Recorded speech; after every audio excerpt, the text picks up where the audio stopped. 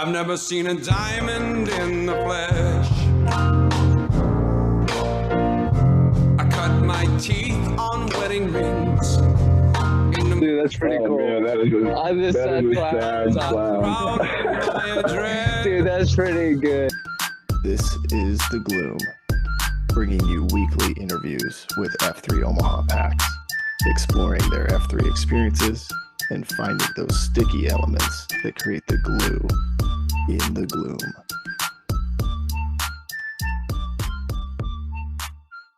Shout out to our sponsors Major Team Mortgage, Omaha Laser Dentistry, Exclusively Eye Care, and Liberty Core Real Estate. We appreciate their support. Hey, are you the type of guy that likes to get up early in the winter to battle your jester? Do you love listening to people drone on and on and on about COVID in the gloom? Would you trust your vision to a guy nicknamed Cataracts? Well, if the answer to any of these questions is yes, fellas, you have bigger problems than you think. Dr. Cataracts, aka Dr. Wolf, can't solve all of your problems, but he can certainly help you solve the problems related to your eye health and vision. You will find many F3 principles throughout his practice. Check him out today at Exclusively Eye Care. Now let's get back to the gloom. Here we are on the Gloom podcast with Gator, Plague, and our man who started the block party, who is known for all sorts of fun things, including knowing a lot about Mufasa's wife's brownies. We have our man Fine Print. Welcome, Fine Print. Thank you. Oh, it's Hey great. guys, thanks for It having could me. have gone a number of ways, right? I love to hear somebody else do the intro, but man, Fine Print, where we like to start off is just who EH'd you, what was your first workout like, all that sort of stuff. And then I think most people know, but how'd you get the name Fine Print? Yeah. So first of all, I really appreciate the opportunity to join, and I've listened to quite a few of these, and it's a real honor to be here today. So Sasquatch EH'd me, and the way it worked out, our daughters were actually, really good friends. So my daughter Paisley, F3 name Rainbow Unicorn Princess, and Sasquatch's daughter Quinn were both really good friends. They're 6, but before they could walk and talk, they just had this connection together. And so that led to our M's becoming fast friends. They bonded over the girls and wine, probably mostly wine, if I had to be honest. But so one Friday, and this is probably back in late summer of 2020, Lynn tells me that the majors are going to come over. I'm like, well, who are the majors? And she's like, Quinny. And I'm like, who's Quinny? And she says, well, it's Paisley's best friend, and the majors are going to come over and we're going to hang out. So I was like, okay. And back then I had this sort of different perspective and mindset than I do now. And to be honest, I wasn't that excited about it. This random guy is going to come over. I'm going to have to entertain him and don't know anything about him. And so, fast forward, they come over and we just have a good time. I think everybody knows Sasquatch is easy to get along with. And over some drinks, he starts to, like he does with anyone he just meets, starts to talk to them about F3. And I had heard about it, but I didn't investigate it or look into it really. And one thing that he told me that kind of stuck out was it's like happy hour, except it's in the mornings in the dark. And instead of drinks, you have coffee. So I thought, okay, interesting. But at the time, I had the view that, look, I've already got all these friends that I don't have time as it is to hang out with, and why would I try to create a bunch of new relationships, right? I was very closed off. And so I wasn't really ready to hear his message. But to his credit, as time passed and we kept hanging out, to get the girls together, and we had become friends,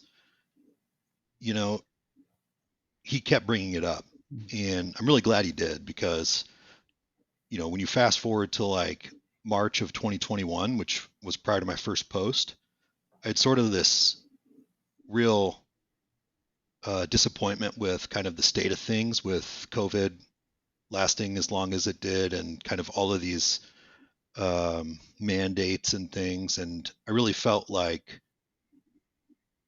a lot of the problems in our country are due to a lack of male leadership in the home and in the local communities. And so if there was a group of men that were meeting, and their mission was to reinvigorate male community leadership, I was ready at that time to jump in and learn more about it. And that's what brought me to my first post, March 25th, 2021, at the Maze. So it was a Thursday, and I showed up. I think there was 7 of us there that day. Sasquatch was on the queue. I remember Tonight Show being there, Barn Door being there, and they were very welcoming and encouraging. I know Crab Cakes and Ketchup were there, so I thought, okay, I kind of look like these guys. If they can do this, I think I can, right? So we did. I forget what the name of the workout is, but we were down on the football field. I think it's a 7 of diamonds, and so 7 reps each corner of different exercises, and you just kind of go around the field for the entire beatdown. I don't think there was like a pre thing. That was it. And so I struggled, and just trying to keep up, but they were encouraging, and I really enjoyed it. And so it was a struggle, but finally when we got to finally they called Omaha and we were done. And when we got to Namorama, I was completely out of breath, and at the time didn't really feel like sharing a whole lot. And so I just covered the basics, right? Married, kids,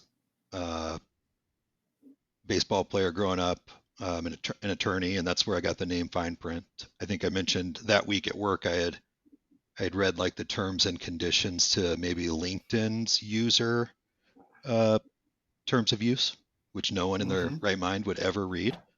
And so someone yelled out fine print, and it stuck. I love it, man. What gosh, there's so much there. And just hearing your experience, right, is like, it feels so good, because I think that's what we're trying to do with new guys, is like when you come in, make you feel like it's a place where you fit in, where you belong, and where you can have an impact, right, on some of the stuff that you mentioned, as we all look at sort of the lack, or the either a lack of or a need for male community leadership. So I just love that I just love that whole story. I am curious, as you stepped in, right, this first workout was challenging, was difficult. What was your sort of progression in the group? Like, did you show up the next day, or did you take a while to come back, or what was your sort of engagement with the group?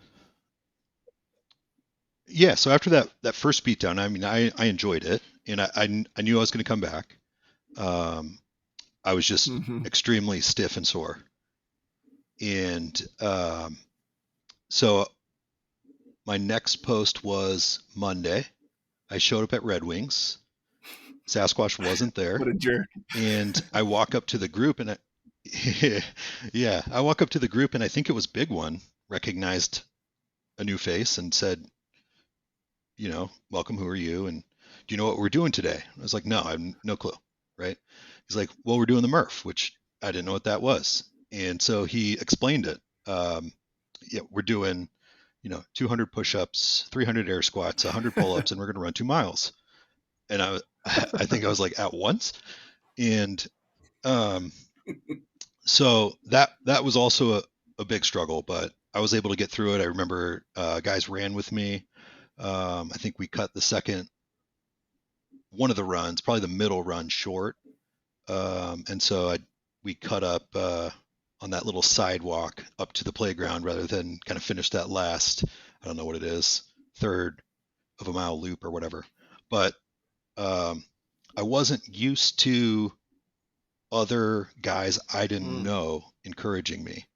That was new. That's something that I hadn't experienced in a long time, if ever, right? And so to me, that was special. And the fact that, they would sacrifice part of their workout to help me finish, it really meant a lot. So I really credit the guys in those first two workouts for making me feel welcome. And that was really what solidified this as something that I wanted to pursue and to keep coming back. And so shortly thereafter, I think I started posting, 3 times a week, and then 4 times, and then 5 times. And I try and get out 5 times a week now, consistently, as long as, I'm not injured or something. I thought it was interesting that you were not excited to hang out with Sasquatch when he was invited over to your house with his family. And you used the word mandate about COVID, but also Free to Lead uses the compound, the 2 word, not the compound word, mandate, which is this situation that men who are married with kids find themselves in, where they're sort of hanging out with their wife's friends or the parents of their kids' friends, and things like that. And so I was curious, how would you say you're you sort of the second F, like the friendships and the male relationships that you've had, growing up in Omaha, playing ball and having, friendships, but then joining F3 and branching out in that way. How would you sort of describe that journey for you? Yeah. And so it was a mandate, right? When the compound word of the latter variety that you mentioned, right? It was, my wife told me these people are coming over, and you're going to hang out with John. And so I didn't know him at all. And at the time, I had sort of built up these walls, where I hadn't really let anybody else in to my circle other than, those friends that I've had growing up, from whether it be, I went to middle school at Kiewit, which is now Combine. And then my parents gave me the choice of going to Scott or prep. Like, obviously I chose Scott. No one in their right mind would choose prep in that scenario. Sparty. But so I had these different friend groups, and I couldn't see them as it was. So I had put up these walls. I wasn't really interested in meeting new guys. It felt more like a chore than a privilege. But then once I got to know him, it was a privilege. And to his credit, he gave me the Free to Lead book shortly after I joined, and I read it, in like a week, and it was a real eye opener for me, because it was explaining a lot of the things that it was almost as if it was talking to me, right? And so, from there, once I got into the group and I started to learn more about what it was, it is more than a workout, right? And for a while, I still had those walls up. I didn't go to coffee, for the first 3 weeks, probably. I was planning on going after my first post, but I got to my car, pulled out of the maze and realized I don't have my wallet. And, had I known, like, somebody's going to pick up the tab, it's no big deal. I mean, I rarely pay for coffee as it is. Somebody always picks up the tab these days, it seems like. But at that time, I didn't know any of these guys. Like, I didn't want to go with my hand out and be like, oh, sorry, I don't have my wallet. Can you buy me a 350 scooters? So I think for me, it was an evolution, and it took a while for those walls to come down. And I remember one morning when I feel like I was kind of finally able to break through, and I think you alluded it in the intro, Gator. It was the morning Slick cued, and he told us, I want you during the beatdown, think about your favorite dessert. And at the end, we'll share during the COT. And so, we did the beatdown, we got to the end, and Slick went around the circle and everyone shared their favorite dessert. And Mufasa said his favorite dessert was his wife's brownies. She makes the most incredible brownies. And, I quickly replied, yeah, her brownies are amazing. And that was kind of the icebreaker I needed to really feel like I belonged. And it was sort of like that flipped a switch. I think, Mufasa texted me at like 8 a.m. that morning and said he was still laughing. And so now I just encourage, like, any new PAX member, when you come to the group, you might have some walls up or some preconceived notions about what this group is or who these guys are.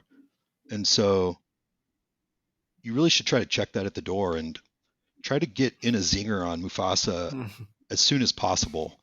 And I think that'll help you feel like you're part of the group and belong. And that's kind of how it played out for me. I always thought that was when you were more engaged with the group because you actually got to try his wife's brownies, but I maybe misunderstood it was just a hypothetical, like, kind of a zinger. So that's helpful for me to, you haven't actually had the brownies though, right? Okay. No, I have.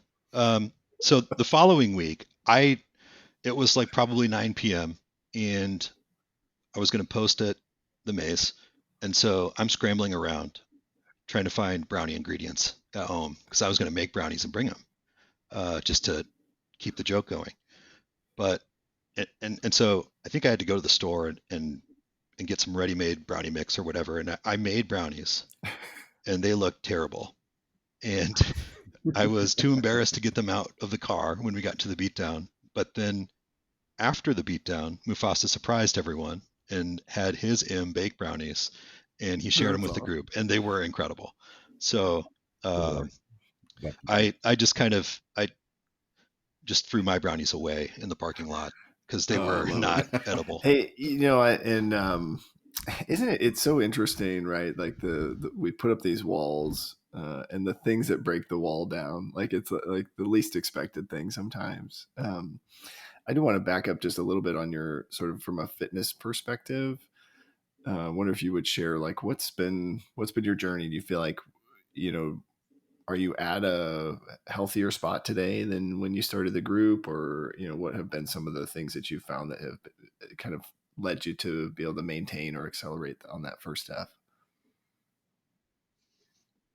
Yeah, I'd say from the date of my first post, I'm in a much better place now than I was. I grew up playing all kinds of sports. I was a pretty good athlete. I played basketball, football, baseball, hockey, played running back in high school, and I could run a sub 6 mile back then. Pitched in college, was at UNO for a year and a half. And then ultimately, like, I chose partying over playing, and that ended my baseball career.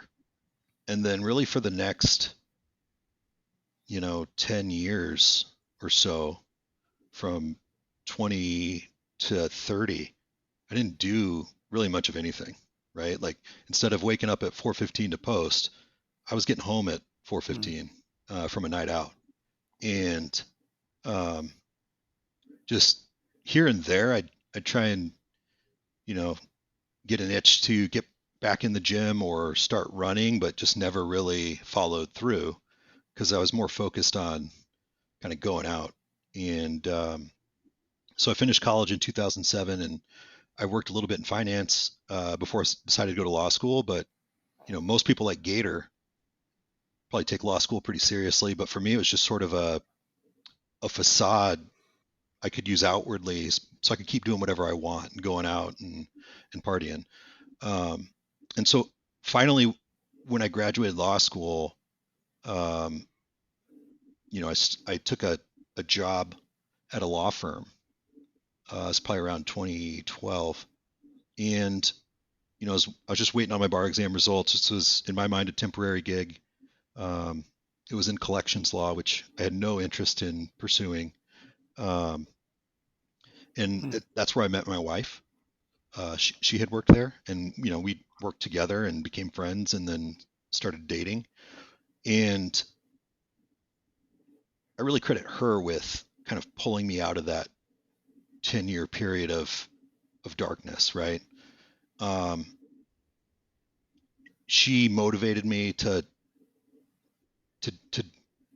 really have a purpose again.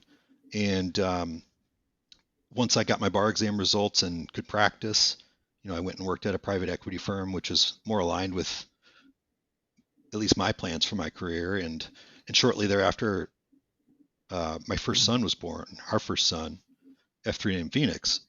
And, becoming a dad for the first time and discovering unconditional love, that just instantly sparked that motivation in me to, get back in shape. I wanted to live as long as I could and be there for him. And so I started, I'd set a circuit on my Fitbit. I'd run for 30 seconds, walk for 60 seconds, and I'd do that for 2 hours and just go as far as I could in 1 hour and then turn around and come home. And so, and I got up early to do it. So the 5 a.m. piece never bothered me. Waking up early never bothered me. And that's why it was pretty easy for me to finally say yes to F3. But as far as my journey goes, it's been one of ebbs and flows. So I have a tendency to take on more than I can chew. I'll set these like really out there goals, and then if I'm not tracking against those, I'll end up giving up. And so I've pogo 40'd a few times. I think within the first 6 weeks between my first post and my VQ, I think I lost 40 pounds. And since then, I've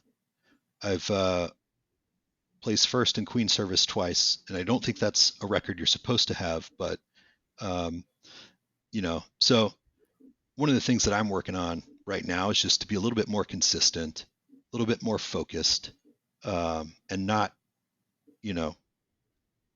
I think if I set more manageable goals, I can then accomplish them and compound the results versus, trying to boil the ocean at once and go all in. So it's been a process, but like I think in 2022 during the Murph Challenge, I did 41 Murphs and was in great shape. And then that ended, and I was like, now what, right? So kind of regressed, and then this year I was like, okay, I'm going to beat 41. I'm going to go for 50. And then I injured myself, and contrary to Wait Time's belief, it was a real injury. Like I have the medical receipts to prove it. But I was out for 3 months with that. So finally feel like I'm starting to get back to being able to post every day and starting to look at my 2024 goals and making them more manageable. So maybe it's a shorter duration. And then once I knock out that goal in the first month, then I set a new one for the next month. So trying to be a little bit more thoughtful in my approach so that I can maintain that consistency and then start to compound the results.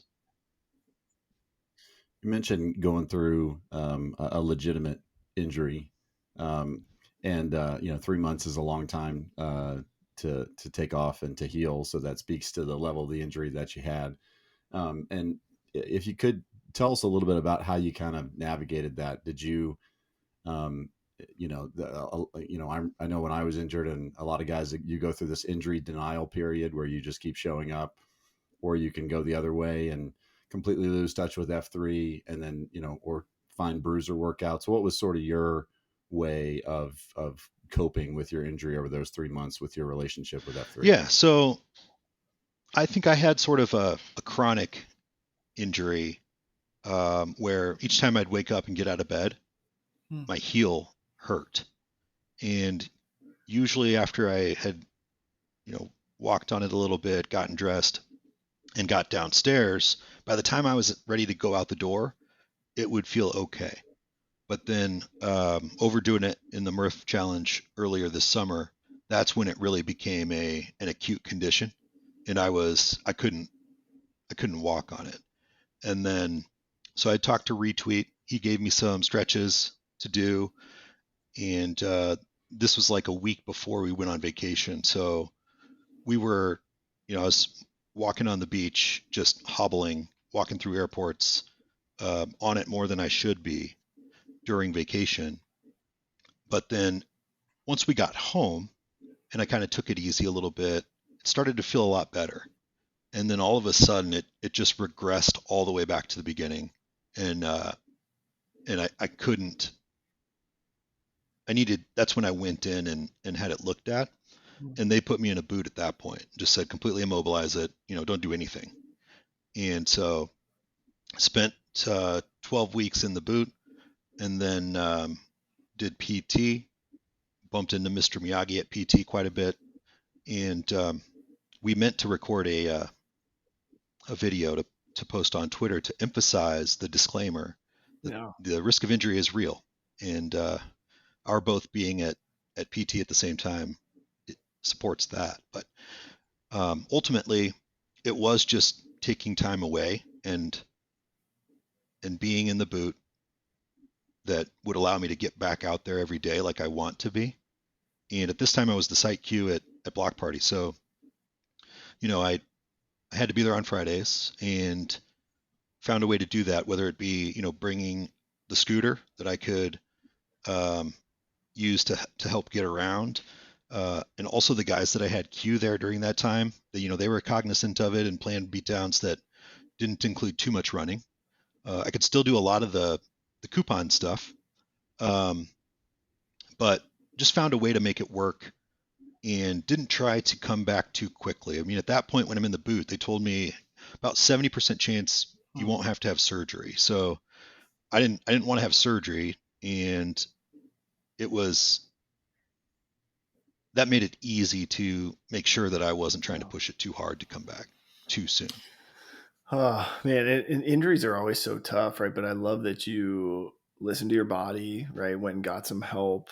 And then I think where some guys get stuck, right, is they don't come back or they don't try to come back, right? They maybe feel like, oh, I don't know, I haven't been. The guy, what are they gonna think? But you stayed, connected and are working your way back to the group, and that's exactly what And it could be a number of things, right? It could be like I remember stepping away when our second daughter was born, or whatever things are going on in life. I think just for guys to know, whatever the reason, maybe it is just you were annoyed by doing the Steinel, right? Or I don't know, whatever it might be, but like come back, right? Like we and most of the time I don't think guys will really ask where you've been, and other than just because they care, right?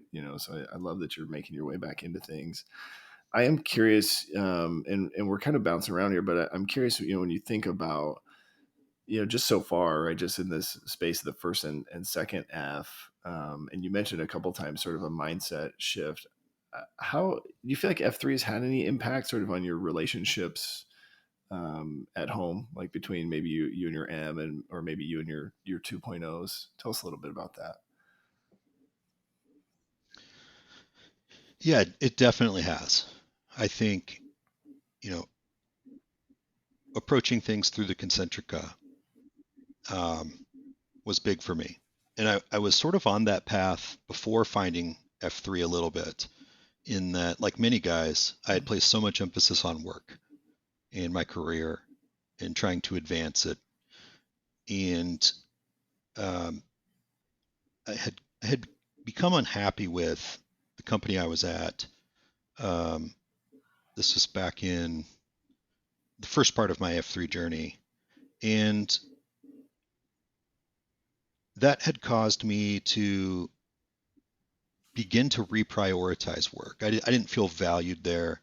I didn't feel like they had my best interests at heart. And so I had already started to move work down the priority list. And then it was just, that whole concept when reading the book really, it was really solidified for me in that, yeah, the most important things are my M and the 2.0s. And while I love what I do and I love my work, it isn't my first priority. And so I think, again, like I said earlier, I felt like the book was speaking directly to me. It's funny how that works. And if you would have asked me prior to finding F3 about any of these things, I'd have said, "Nah, you're wrong. Um, I know better, and my way is the right way." And so, it's kind of humbling experience to read about this quote unquote sad clown, and you realize, okay, I guess, yeah, maybe that is me.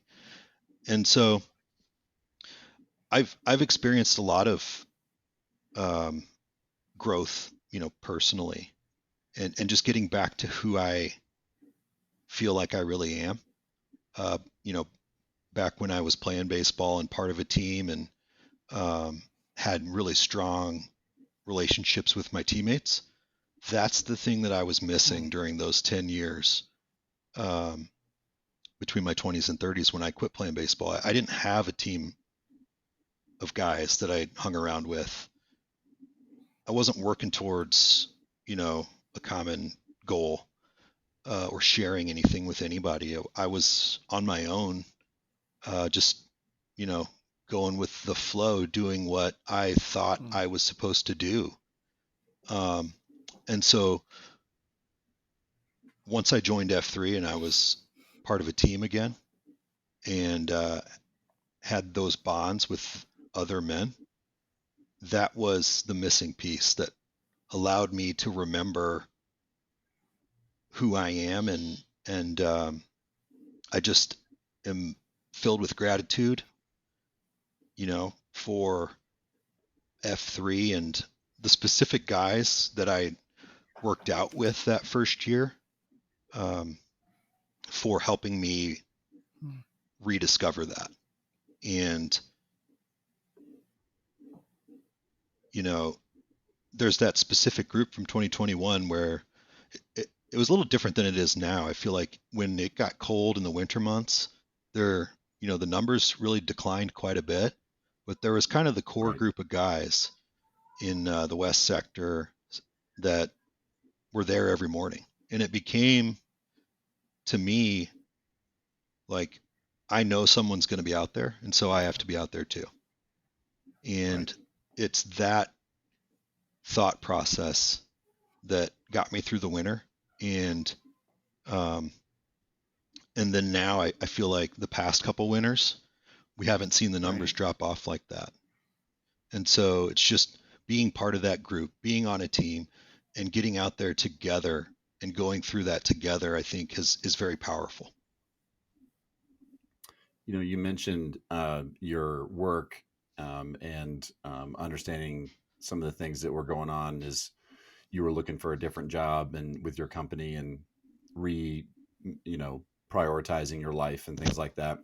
One of the things that I remember about that was not only that you and I were looking for jobs around the same time and we're sharing a lot with each other, but that you chose to share a lot of your ups and downs as you went through that process with the group. I remember many COTs where we would do announcements or prayers, and you would let us know what was going on with, making a third round of an interview.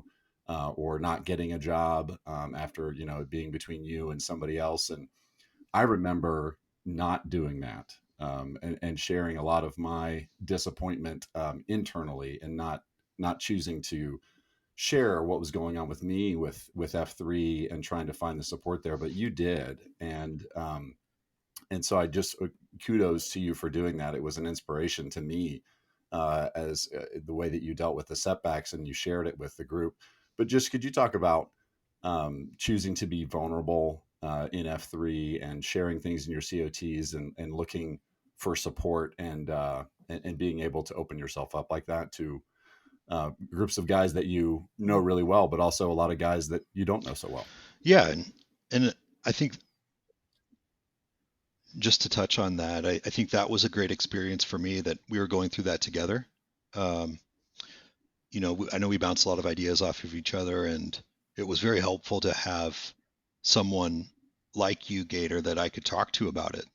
We're in the same profession, albeit doing different things, but you know, that was extremely valuable. And I didn't, before F3, I didn't have anybody like that, right? Like my dad's an attorney, but he's 67 and um, different perspective, right? He's no longer got kids in the house and all that. So that's just one of the many things that I think is positive about F3 is we've got each other that we can talk to and bounce ideas off of and stress test decisions against. And so I think as far as vulnerability goes, I had a lot of walls up, like I mentioned, and I think I have a tendency and the ability to sort of sidestep vulnerability Mm. by trying to use humor. And so just recognizing that and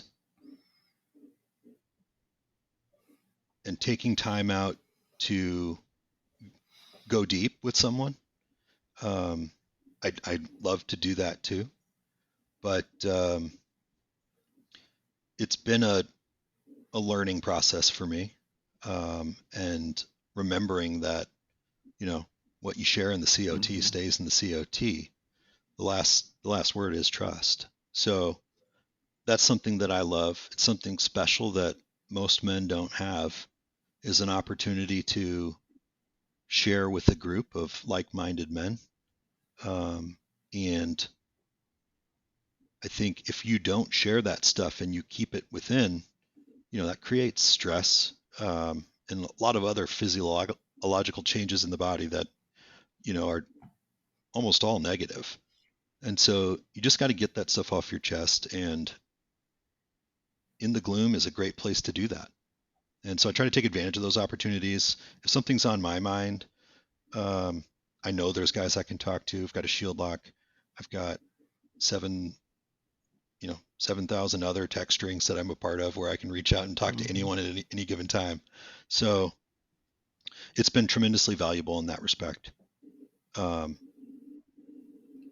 love that. I think it's so cool just to hear, the power of relationships, right? And we know that, right, before we're even in a group like this, but once we sort of allow ourselves to go deeper, and I love that it came out of like, well, this guy's kind of like me. He's at least a lawyer, so he knows how to read. Although Pony doesn't know how to read, he's a lawyer, but he's not here. So anyway, but just finding these common ground and then using that to like, well, maybe if I share another piece of my story, this person will understand me. And so much of what you're talking through and have mentioned is like,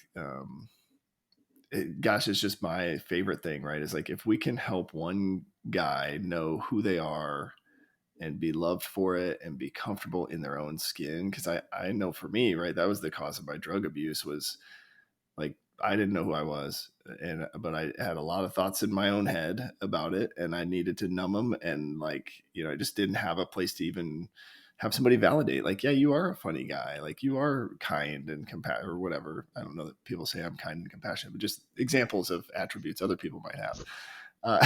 But as you're thinking about all of this, where does that third F, like the faith piece, kind of fit in for you, Fine Print? I know we've exchanged maybe some text messages or conversations about, various sermons or other things, but what's your faith journey been like? Yeah, I mean, faith has always been important to me. It's an area that I'd like to become stronger in, for sure. But I grew up Catholic, and I never really felt a connection to the Catholic Church. I struggled relating to, priests as a spiritual guide, given they'll never be a husband or a father. And so I'm interested in finding a church where, it's more aligned with the concentrica and where I'm in this stage of life. And so that's an area where I'm open to suggestions and would love to talk with other guys about places they've found that they can connect with and that have had a positive impact on them. But back in high school, I went to a Catholic high school, and when I was pitching, in between every batter, I'd say a Hail Mary just to reset my mind and clear my mind. And so I really enjoy that we close every beatdown with a prayer. That's something that I'd like to do more of outside of the gloom and I think we've talked about this before, Plague. It's like, think about how frequently do you just sit in silence? Like, I never did. I would always have music going or a podcast, or I'd be at work, or I'd be with the kids or out with Lynn, and never really had time to just be quiet and reflect. And so something that I started doing that has been just a huge benefit to me is meditation. And the best day for me is when I can wake up early, an extra 15 minutes, and just do a guided meditation on gratitude or abundance, and then go, pre-ruck or pre-run and get some second def in before the beatdown, and then finish it with cafeteria. Like, to me, it should be illegal. Yeah. That's a cheat code. And if I can do those things, it just, it puts me in a much better place mentally. It gives me momentum to tackle the day and just feel incredible. So finding more of that quiet time to reflect, and it can be as simple as just not turning on the music when you get in the car, and just thinking more, and also talking to God and praying more, I think are areas that when I make my goals for 24, that's going to be right up there at the top of the list. It's so interesting, right? How simple some of the solutions are, but for whatever reason, it's not easy, right? It seems like, well, 15 minutes and just quiet time, I could do that. But for whatever reason, that's been the hardest habit for me to stick with for a full year. So if you come up with strategies that work, let me know, because I think that's been on my list even before F3. And it's just like, I don't know if I'm so focused on productivity and efficiency that I'm like, I can fit a couple more tasks into that time. It's like I don't know, somehow my work it's like, but I agree. It should be a cheat code, because it is a total game changer. And I know the days where I make time to do that are better days. But what's it like to love your dentist? Well, you're about to find out, where healthy smiles go beyond your teeth. No drilling, no needles, and no anxiety. Relax, it's Omaha Laser Dentistry. Welcome to better. At Omaha Laser Dentistry, Dr. Bullenparty uses the Solea laser, a CO2 laser that's used in all of his day-to-day patient care. He provides thorough exams, assessments, and treatments for things like snoring, tethered tissue, and extractions like wisdom teeth, as well as other surgeries. Check him out today at omahalaserdentistry.com. Discounts may be available for F3 Omaha members.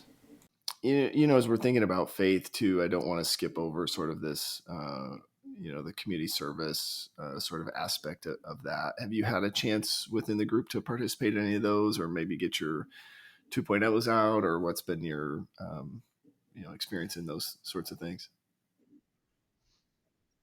Yeah, I do love the opportunities to participate and to include the kids. I think Phoenix is 9, and so I'd love to get him out to those. Especially, I know there's more as they get a little older, but one thing that we've been doing, and I know Ketchup's doing it again this year, is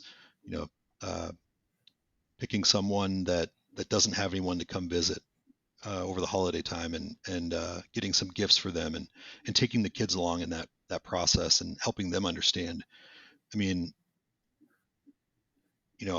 our kids are pretty spoiled, and they don't understand what life is like for so many people. And so to be able to share that with them, that these people don't have anyone at the holiday time, they're not going to celebrate. And as excited as my kids are for Christmas and everything that goes along with it, for them to realize that other people aren't going to experience that or be able to afford gifts. I think those are the things that we're trying to focus on right now. as a family. And so, but yeah, I'm eager to start to explore more of those opportunities as the kids get a little bit older and can participate in them as well. The listeners of the podcast are deprived of the video that we have. They don't get to see what we see, but I'm pleased that you're wearing a gigantic mullet today, a mullet wig. Just kidding. But I did want to ask you about the block party and how the mullet wig got started and kind of how that played a role in your journey and the way you were able to kind of give back a little bit to F3 by serving as a psych. Yeah. So my mind tends to go in many different directions at once, especially on those days that I don't start the day with meditation.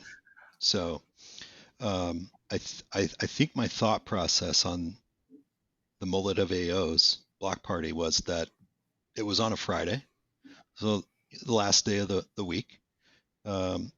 Monday, Tuesday, Wednesday, and Thursday are for business, and in the back of the week is Friday, and it's a party, and coupons are blocks, so block party. And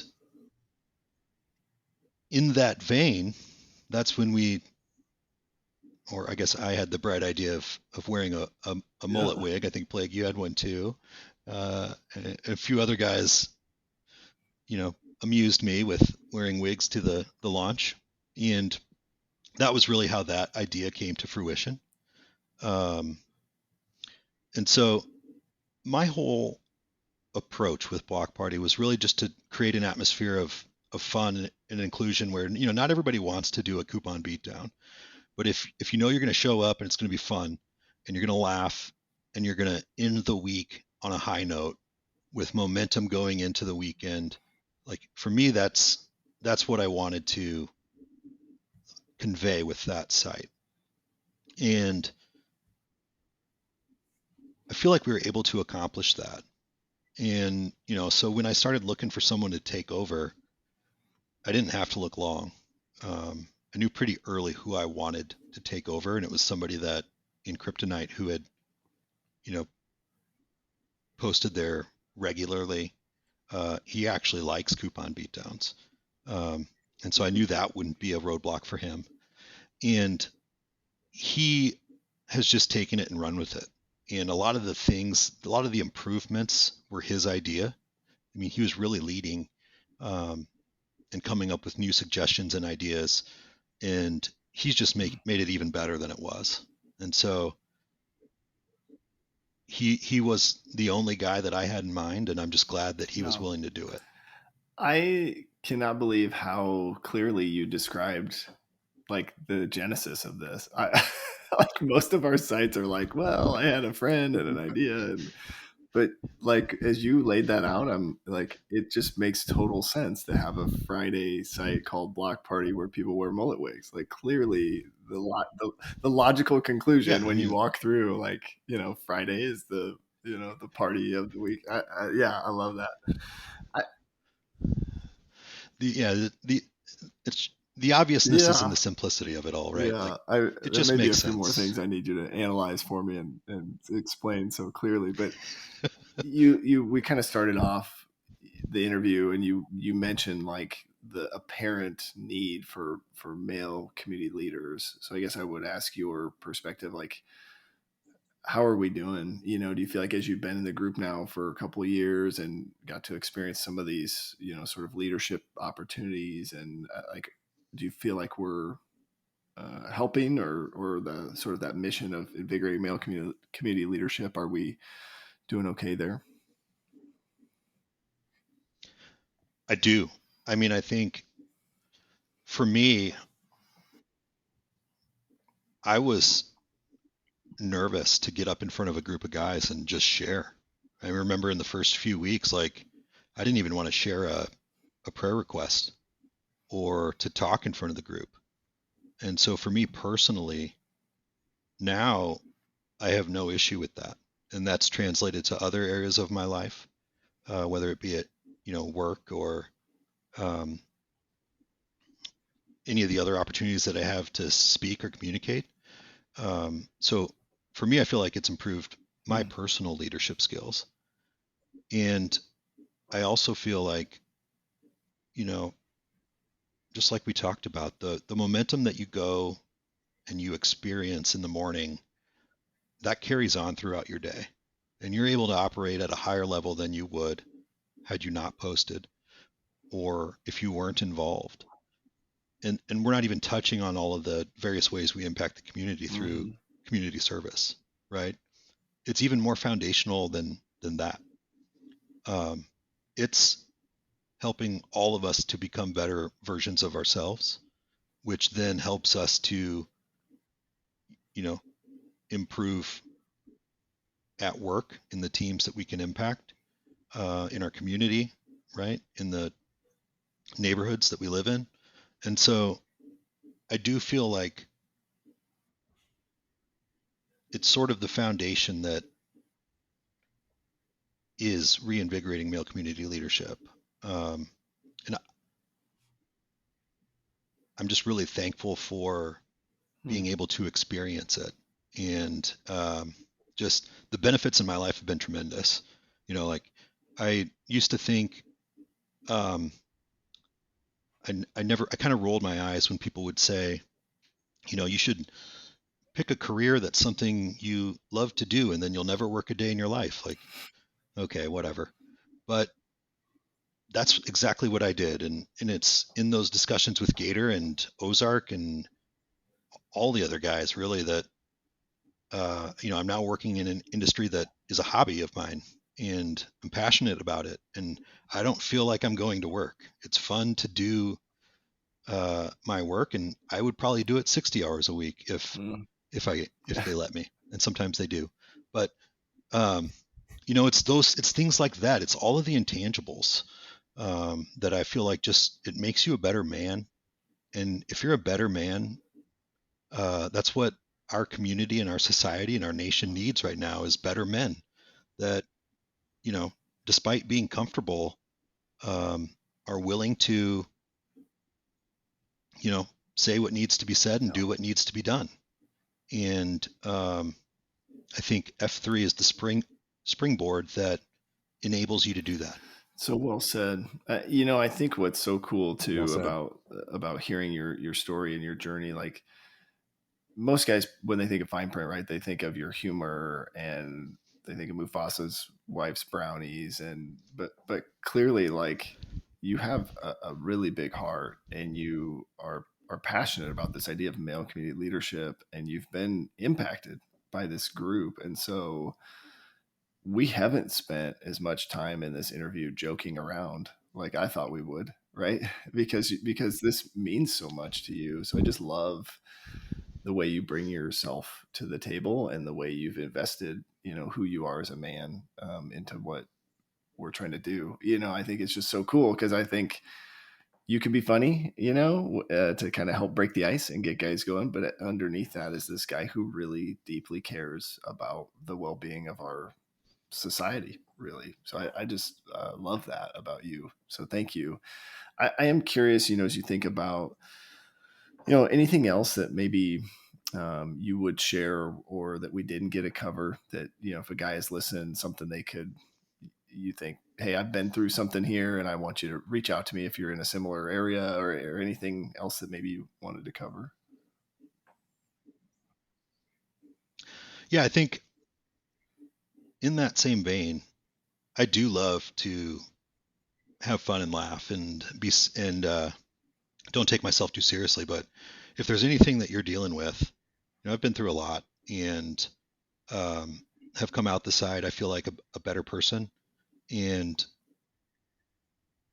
having been doing this now for almost 3 years, if there's anything that anyone's dealing with, don't write me off as someone who's unserious or, just wants to have fun. Like I do like to go deep. So I guess that's just an open invitation for the PAX. I'm here to talk to if you're dealing with something, and we can talk about it. probably will try and make you laugh, but Yeah. I'll also listen. And I'm really good at giving advice and not always good at following it. I found that out, and I need to do a better job of, especially with my just trying not to solve all of her problems because I can solve them. But sometimes she just wants someone to listen to. So I would just extend that invitation to everybody. And then I'd also just say, keep coming back. It's very powerful when you go all in and listen to your body, of course, but we're going to be out there and we want you out there too. And if you wake up and you don't feel like going, you can think of me. I'm going to be out there. And it's a lot more fun when there's more of us. And I just, I can't imagine what life would be like without F3. It wouldn't be as good as it is today. And it's just a testament to you guys and to Wait Time and Tater Tot and all the leadership and all the guys that post every day that make it what it is. Like, it's just incredible.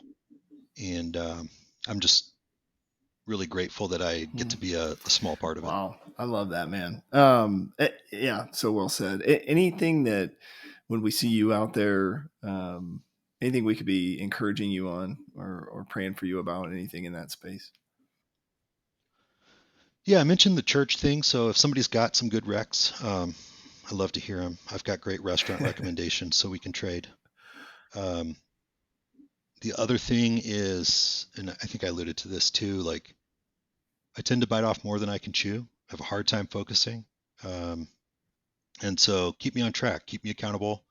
If I tell you I'm going to, do 50 MRFs, say, hey, why don't you just try and do 24 so you can actually complete it this time? Help me stay focused and on track. And if I set some crazy goal, help me dial it back a little bit so that it's something that I can obtain and then set a new one. So those are some of the areas where I've noticed I struggle lately, and any help anyone can provide there would be appreciated. Love it. Hey, let's do a little Namorama and just thank you, Fine Print, for your time. This has been awesome, man. I know guys will enjoy this one. So yeah. I'll start us off here. Brandon Flehardy, 37, The Plague. The Plague. The Plague. Mike Duffy, 41, Gator. Chomp. Jeff Stokes, 39, Fine Print. And No Respect. Where did that come from? I mean, I feel like that's Gator's fault. Yeah. I don't know. No, it's Mufasa's fault, as is everything. So a lot of people ask me that. So I'm glad you covered that. So we were at the Wild Kingdom, and we were doing Namorama, and there was maybe like 4 Respect guys, and then Light Bright, and then me. And so my mind was elsewhere. I just went on autopilot, and I was saying respect, respect, respect. And then it got to Light Bright, and I said respect after his name. And then the camera panned to me, and I said, whoops, no respect. And Mufasa turned it into a thing. And so now I've actually come to really appreciate it. And I get a little offended if people don't say no respect. So it shows a lack of respect on their part to not say no respect. Right. Oh, that's awesome. Well, I love you, man. Thanks for your time today. Appreciate it. Love you guys. Thanks so much. Love you, Fine Print. Thanks, man.